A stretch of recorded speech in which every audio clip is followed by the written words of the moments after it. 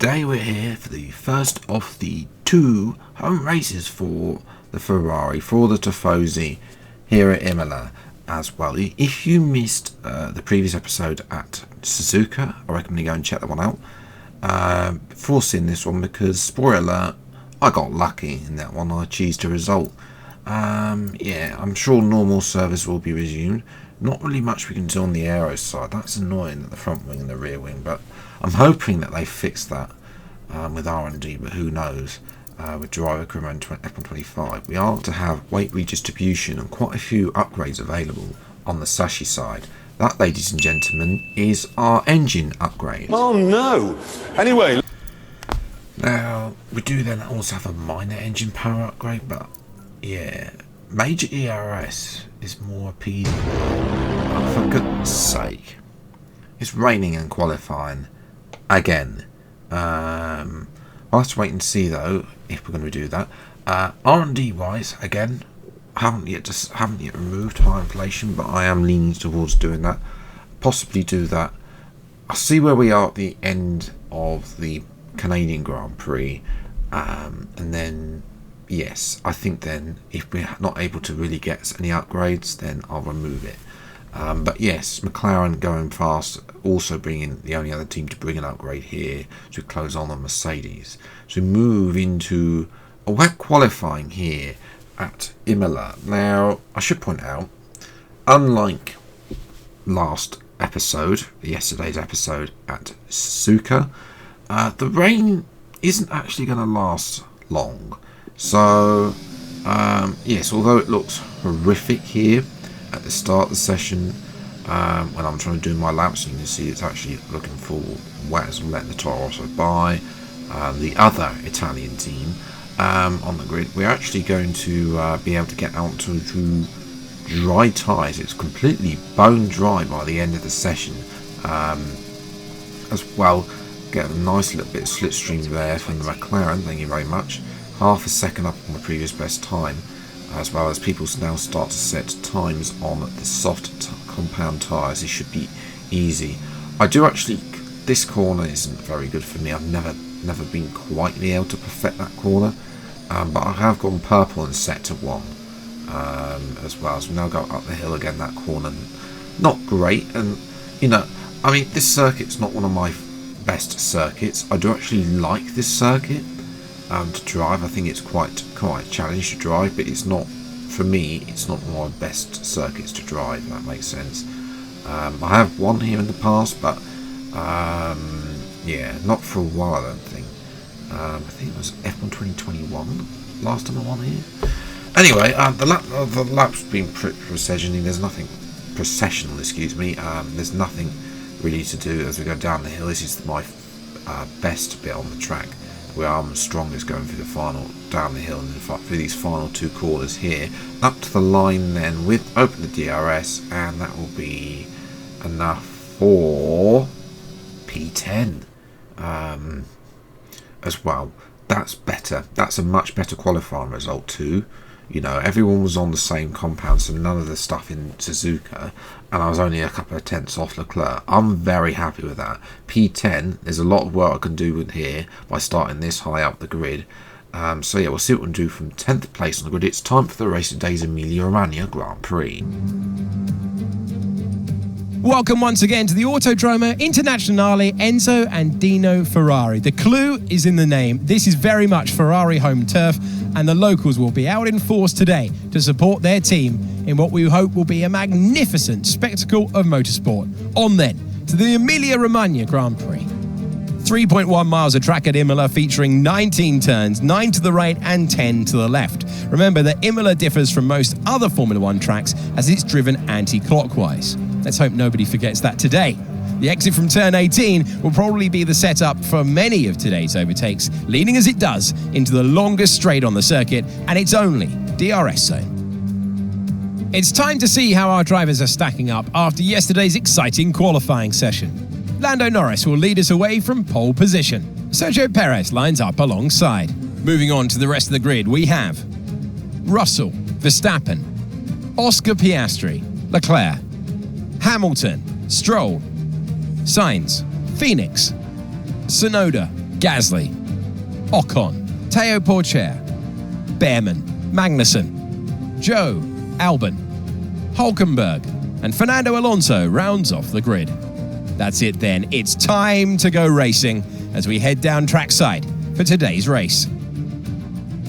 Welcome to the commentary box. I'm Alex Jakes. Alongside me, a real authority on all things motor racing. It's a warm welcome back to Anthony Davidson. So they've got lots of team members to get to know, to win over, and to get working for them. How do you go about doing that? It's really great to see team and driver working so well together. But there's always improvements that you can get in. Well, they say you're only as good as your last race. And on evidence there, Okay, as you know, this is the team's home race, which means it's extra important for everybody in this team. They've got friends here, they've got family here, they're all in the grandstands watching, so let's go and put on a good show for them.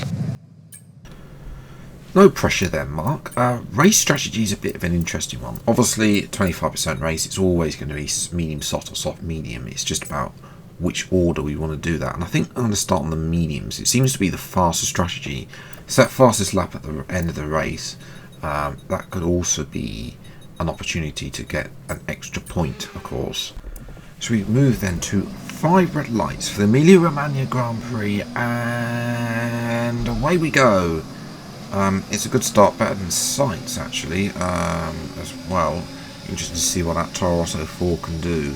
As well, it actually looks like Tsunoda's had a better start than his teammate. I'm going to go around the outside here. Can I get Stroll as well? It'd be good to get in front. They've had a warning collision with Tsunoda already. Don't know what that was about, but yes. As well, up at the front then, it's Lando Norris who leads the way then, as I think that's Perez and Verstappen having a go at P2. I'm going to send it on both Leclerc and Hamilton. Why not? Up to P6. Again, another warning for contact with our own teammate. Yeah, I don't think that's on me, that's more on him trying to turn in and not realising that I've sent it up the inside here. Now, as I actually took Hamilton wide there at that corner, so that allowed Leclerc to go side by side up the hill, have the inside line, and I got our teammate through. So yes, but that's where the overtakes will stop. The top 5 are all on soft tyres, and even though we've got this new engine, I'm still not there with it, able to really challenge. We've still got a lot of work to do in terms of it, but I'm able to comfortably keep Charles behind. Norris still has the lead. Perez has closed up along with the others, Verstappen, Russell, I think that is, and Piastri, the top 5. Team radio. Okay, mate, Charles is behind you now. They are faster than you. Do you understand? They are faster than you. Not for the first time, Ferrari deploying team orders here. Yeah, not surprising. I'm surprised it's happened this late, but then of course it is Ferrari as well. So we'll let him pie. I mean, I'm happy to do so. My tyres are... Yeah, now he does go by. So yeah, that's going to give us extra focus too, which will help us race start. Maybe we'll be able to overtake him here, because of course there's only the one DRS zone here. Yeah, we've got enough ERS to be able to get past 2. So really then, oh for goodness sake, he's gone into the pits. Why, Ferrari? Why? As well. Now, yes, as everyone does make their stops, I have the lead, of course, because I yet to make their stop. Perez seems to have a big margin over now Russell, who's jumped Norris as well. Red flag, though, has been deployed. The F1 gods have saved the day with a red flag. I mean, I was supposed to be coming into the end of that lap. Here's what happened. It was Sergio Perez all by himself at the corner, and then he decided to have a Spinala, which has literally caused a gridlock. I don't know if he stalled it or not. There's a bit of reversing going on, and the game just can't cope. So yes, we all know that probably wouldn't be a red flag in real life, but in the game it is. So yeah, we've got rain coming too. That's going to be alarming. That rain's coming. We cannot change to inters or all the wet tyres in the strategy screen, so we're going to have to start. I mean, we've made our stop anyway, so everyone will be moving to the soft tyres anyway. It's just whether or not if that rain going to come in time to actually make me have to make another stop. We got 5 lap sprint to the end, 5 red lights for the second time, and away we go from the race lead, ladies and gentlemen. So can I keep this lead? I've got a little bit of ERS to play with.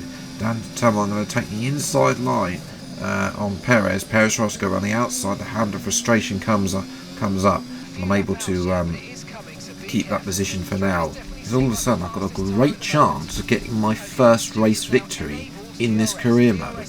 Perez is, it's the same tactics as against Leclerc, using ERS down the main straight to defend against the sole DRS zone. What I'll win this would be in front of the Tifosi, but this course isn't yet. Meanwhile, Fernando Alonso, who started down in last place, he's not had the greatest of rates, and he's stuck behind one of the Audi drivers as well. I've got Perez at the inside. That Cadillac engine, to be fair, is pretty good. Seems to be good in a straight line. There's a gap formed behind, as well as there's we'll get a look at that in a moment, but yeah, Perez, a little bit of contact there between myself and Sergio Perez. Has he lost a bit of his end plate? I don't think so, no.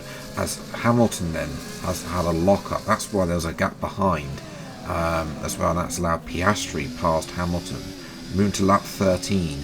I was asked to charge ERS, so take a different tactic here and play some DRS games. It's not so important on this game to play DRS games, but it is easy to defend and just use all the battery, all the ERS, all the DRS as well, and just blast past Perez. Although, yes, our tyres were going off at the end. The rain has only arrived here on lap 16. Now Perez is actually slowing up. I don't know if has got slight damage to his front wing, even if it's not visual. So I've opened up an 8/10 gap. Sergio Perez, ladies and gentlemen, is nowhere near. So finally, in this career mode, after 36 races, I've won a Grand Prix.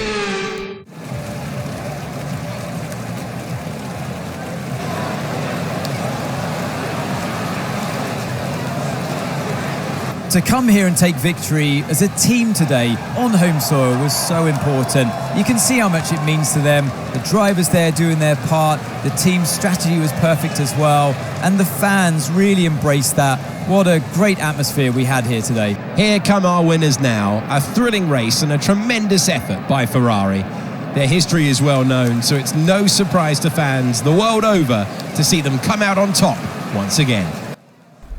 I definitely cheesed that victory, don't get me wrong, but when we do have the fastest car, and hopefully we can develop that, we do have a car that's capable of winning races, because I don't believe it does. Leclerc's doing some magic in the opening rounds to be up there.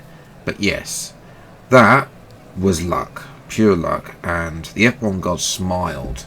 But then, of course, it was Perez's own wrongdoing that cost him victory today as well. Norris got stuck behind. Norris had a terrible pit stop, so Red Bull really cost Norris a chance of a podium here and also victory too as well. Oscar Piastri then setting the fastest lap as well. Leclerc down in P8, points for Toro Rosso 2.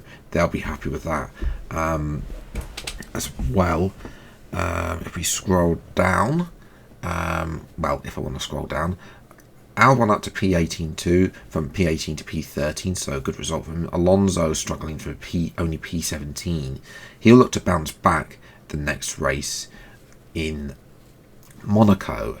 In terms of the drivers then, I've closed in on 19 points on leader Lando Norris, who still leads the way then. 4 points in front of Perez, 16 points in front of Leclerc. Constructors were all starting to close in too. There's definitely a bit of a gap forming back towards Mercedes now, as seem to be settling for 4th place in this 2026 season. So in terms of our ratings, a good job on the racecraft, a little bit of good on the pace as well, and the focus has gone up too, so that's getting us close and closer to 85 rating. Can I hit 90 before the end of the season? I know that probably be a bit of a tough ask, but yeah, we'll see what we can do with that in terms of trying to get to 90 rating and beating Sonoda, of course, in that ratings rivalry. Now, I've also got a secret meeting to go to. We'll do that at the start of the next episode at Monaco 2, which I believe is where those secret meetings are held anyway. So, yes, first win is finally on the board. It's only taken me 3 seasons.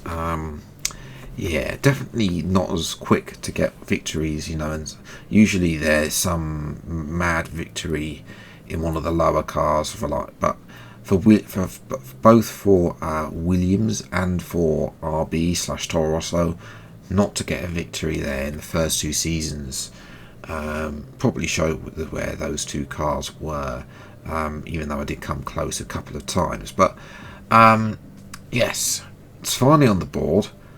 All that is left is, I'm very happy with that. I think now this is going to give us a chance. I'll have to wait and see what we can do at Monaco. Qualifying will be crucial. Top 10 at least will be minimum in order to get a good result here, and hopefully try and close that gap to Lando Norris and try and win my first Drivers' Championship in this career mode. But yes, that's where I'm going to leave it today's video. If you have enjoyed, leave a like, subscribe, and new to the channel. See plenty more F124 and F125 driver career mode videos as when they come out. Until the next video then, I'll see you next time. Take care, enjoy your day, and goodbye.